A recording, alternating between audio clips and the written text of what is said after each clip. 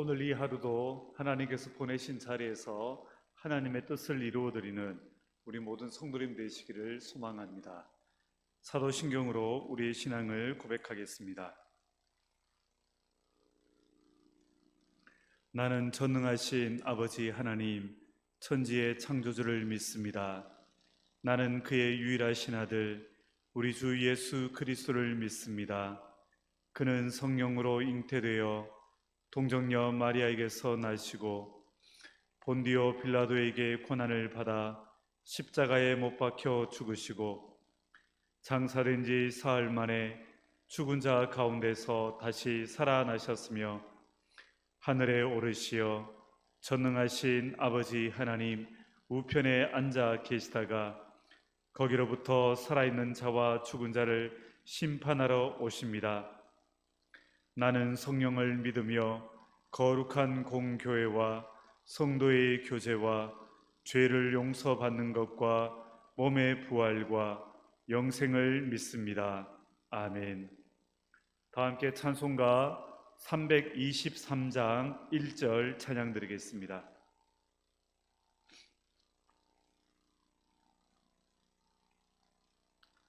푸른 바다 나서니 몸 어디든지 가오리다. 괴로우나 즐거우나 주만 따라가오리니 어느 누가 막으리까. 죽음인들 막으리까. 어느 누가 막으리까. 죽음인들 막으리까. 아멘.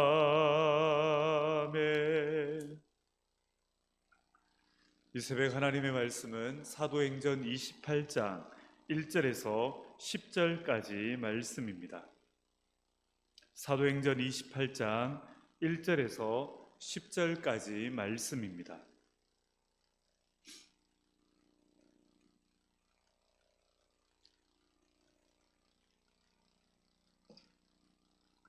우리가 구조된 후에 안즉 그 섬은 멜리데라 하더라. 비가 오고 날이 참에 원주민들이 우리에게 특별한 동정을 하여 불을 피워 우리를 다 영접하더라.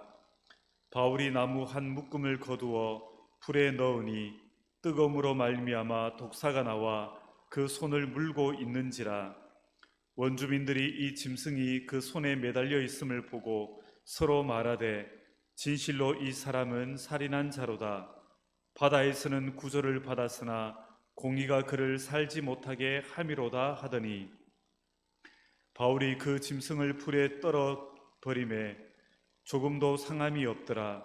그들은 그가 붙든지 혹은 갑자기 쓰러져 죽을 줄로 기다렸다가 오래 기다려도 그에게 아무 이상이 없음을 보고 돌이켜 생각하여 말하되 그를 신이라 하더라. 이 섬에서 가장 높은 사람 보블리오라 하는 이가 그 근처에 토지가 있는지라. 그가 우리를 영접하여 사흘이나 친절히 머물게 하더니 보블리오의 부친이 열병과 이질에 걸려 누워있거늘 바울이 들어가서 기도하고 그에게 안수하여 낫게 하매 이러므로 섬 가운데 다른 병든 사람들이 와서 고침을 받고 후한 예로 우리를 대접하고 떠날 때에 우리 쓸 것을 배에 실었더라. 아멘. 오늘 본문 사도행전 28장은 사도행전의 마지막 장입니다. 이 마지막 장에 사도 바울을 비롯한 276명의 사람을 태운 알렉산드리아 배가 로마를 향해 출항을 하였는데 유라굴로라는 광풍을 만나서 조난을 당하게 되어집니다. 그러다가 배는 파선하였지만 276명은 모두 기적처럼 구원을 받게 됩니다. 그리고 한 섬에 이르게 되어지는데 그 섬은 멜리데라는 섬이었습니다. 알렉산드리아 배에 탔던 사람들이 멜리데 섬에 상륙할 때는 비가 오고 날이 찬 날이었습니다. 원문으로는 소낙비가 쏟아지면서 추위가 몰려온 것입니다. 그래서 이 배에 있던 사람들이 이 멜리데 섬에 상륙해서 추위에 비에 젖은 몸으로 추위에 떨고 있을 때 섬의 주민들이 특별한 동정을 베풀어서 배의 사람들을 다 맞아 주었습니다. 무엇보다 모닥불을 피워서 추위의 체온을 회복시켜 주기 위한 친절을 베풀어 주었습니다. 그런데 불을 쬐고 있던 바울이 마른 나무 한 다발을 거두어서 불 속에 던졌는데 그 순간 나무 다발 안에 있던 독사가 불의 열기에 놀라 뛰어오르면서 바울의 손을 물어버리고 말았습니다. 그리고 그 손을 문 채로 떨어지지 않고 대롱대롱 그렇게 손에 매달려 있었습니다. 이 모습을 본 섬 주민들은 바울이 살인자가 틀림없다라고 여겼습니다. 그들의 토속 신앙에 따르면 독사에 물려 죽은 사람은 살인자였던 것입니다.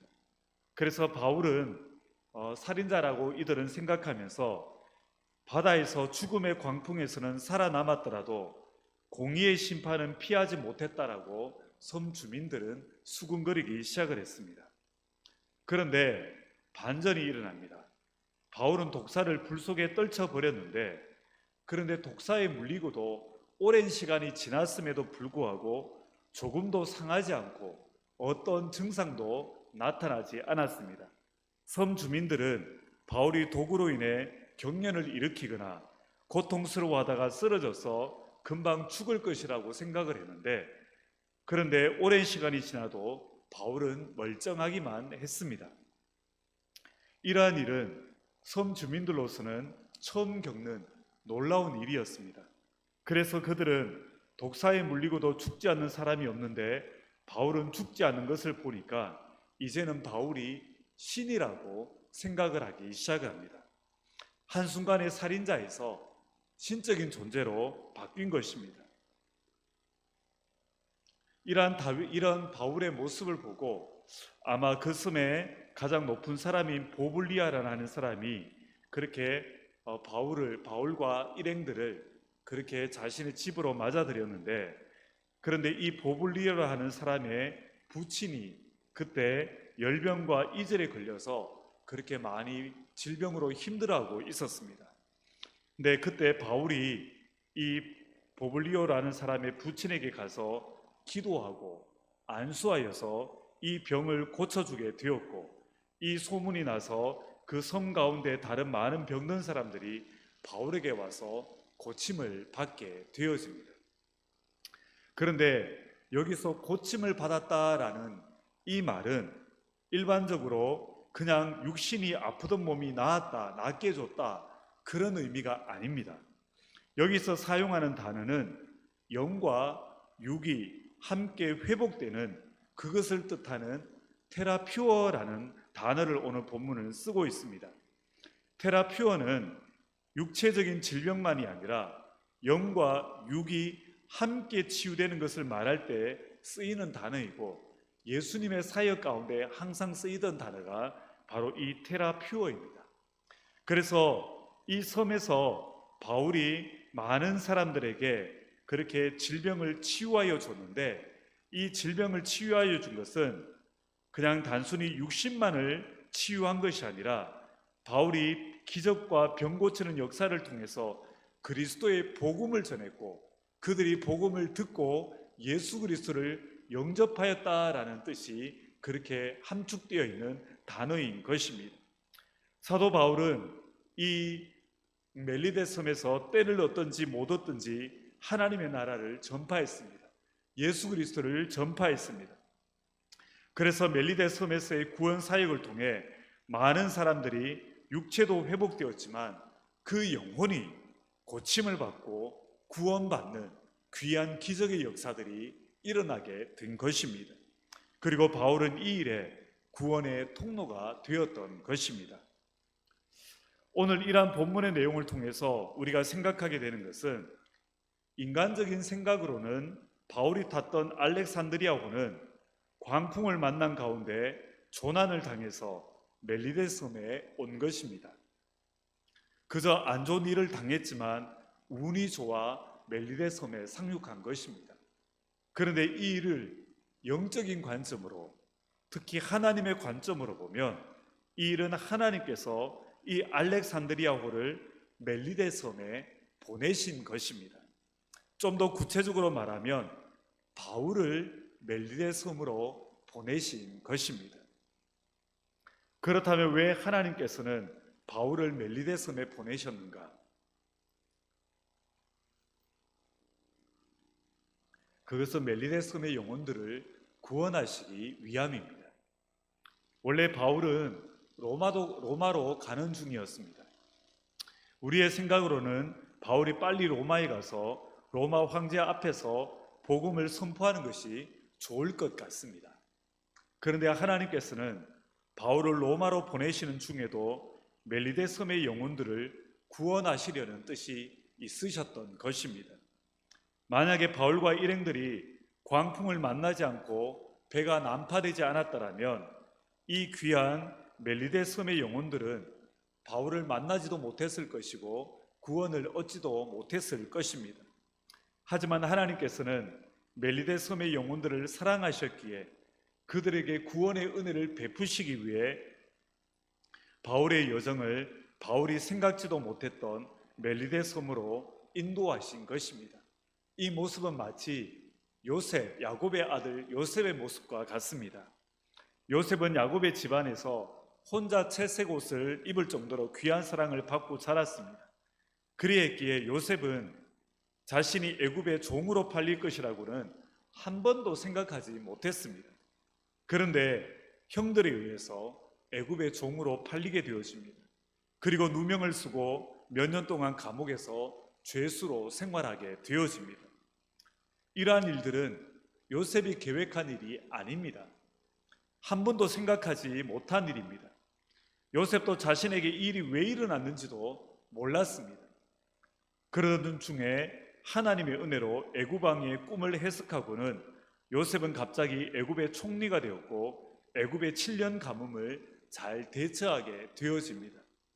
그리고 자신을 노예로 팔았던 요셉 자신의 형들이 애굽에 왔을 때 이 형들을 만나게 되었고 이 형들을 만나자마자 비로소 그때 하나님의 뜻을 깨닫게 되어집니다. 하나님이 수많은 생명과 그리고 자신의 가족의 생명을 구원하시기 위해 자신을 먼저 애굽으로 보내셨다라는 것을 이 요셉은 깨닫게 되어진 것입니다. 오늘 바울도 아마 멜리데 섬에 왜 자신이 이렇게 보내졌는지 처음에는 몰랐을 것입니다.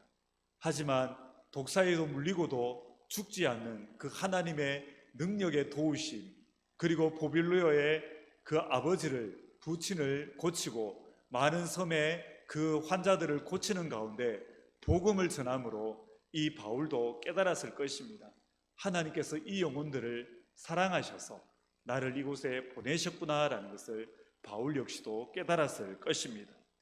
그래서 오늘 본문은 우리에게 이 말씀은 어떤 의미가 있는가 하면 우리가 보내진 장소는 그저 단순히 의미 없이 보내진 자리가 아니다라는 것을 우리에게 깨닫게 합니다.